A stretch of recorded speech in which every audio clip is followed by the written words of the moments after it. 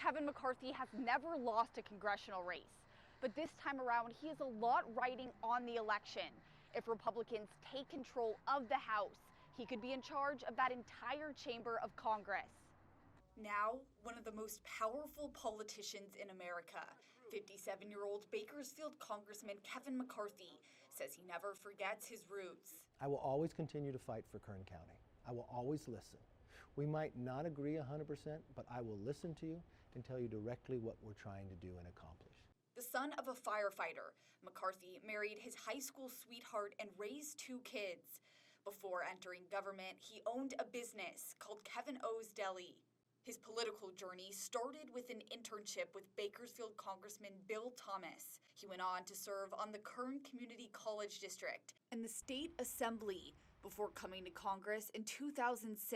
Well, first and foremost, I want to thank my constituents and my colleagues. In 2019, McCarthy became House Minority Leader, putting him in charge of the entire GOP caucus in the chamber. From every aspect of every issue going forward, from stopping inflation, making America stronger, from gas prices, the economy, Americans trust the Republicans to do it. The position made him the highest-ranking Republican in the House and one of the most influential lawmakers in America. Republicans helped build the greatest. But taking on the role during the Trump administration, he inherited a difficult balancing act, managing more moderate members and those further to the right. Good morning, everybody. It's a blessing to be here. Recently, he's been under the heat for the behaviors of some of those members. Just last month, Representative Paul Gosar and Marjorie Taylor Greene participated in an event organized by white nationalist activist Nick Fuentes. The pair was removed from their committee assignments by Democrats and a handful of Republicans for their previous actions last year. McCarthy told 17 News he would give them a chance to earn those spots back. They have the right to earn a place. They have both, I've criticized, there is no place in the party for this white nationalist talk. There is no place for a member to associate with Nick Fuentes or others. They said they'll never associate with him again, so they have a right to be able to earn the right, and we'll see that in the next Congress if they have earned it. Perhaps nothing shows the divide in the party quite like January 6th, with 10 members voting to impeach the former president for his role. Others say the former president Donald Trump's 2020 election loss was illegitimate. Mr. President, you need to be. McCarthy himself has a close relationship with the former president, breaking with Trump on occasion.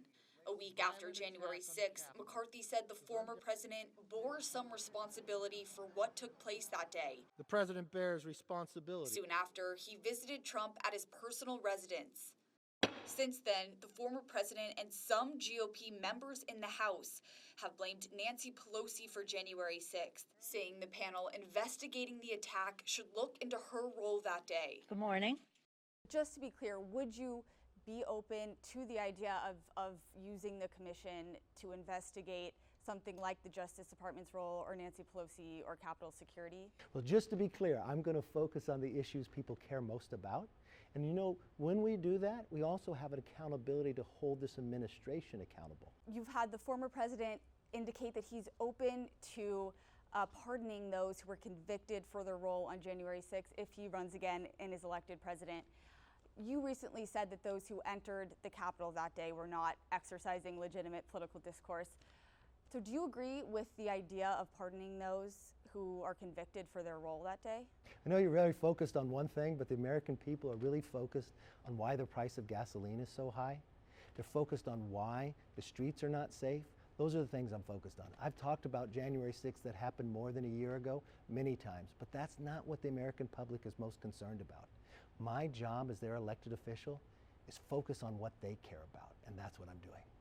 Now, McCarthy is seeking another term in an election that could make him just 2 steps away from the presidency as Speaker of the House. Some GOP House members question if he has full support from the very conservative Freedom Caucus, votes he needs enough of to win the role. They'll be able to cast those when the time comes. My job is to actually turn this country around, to focus on the issues that people care most about: the rising gas prices, inflation, crime in our streets, homelessness out there, jobs in the economy. Those are some of the issues McCarthy wants to take on if sent back to Washington, and the same ones he says should be at the forefront of the GOP's 2022 midterm platform.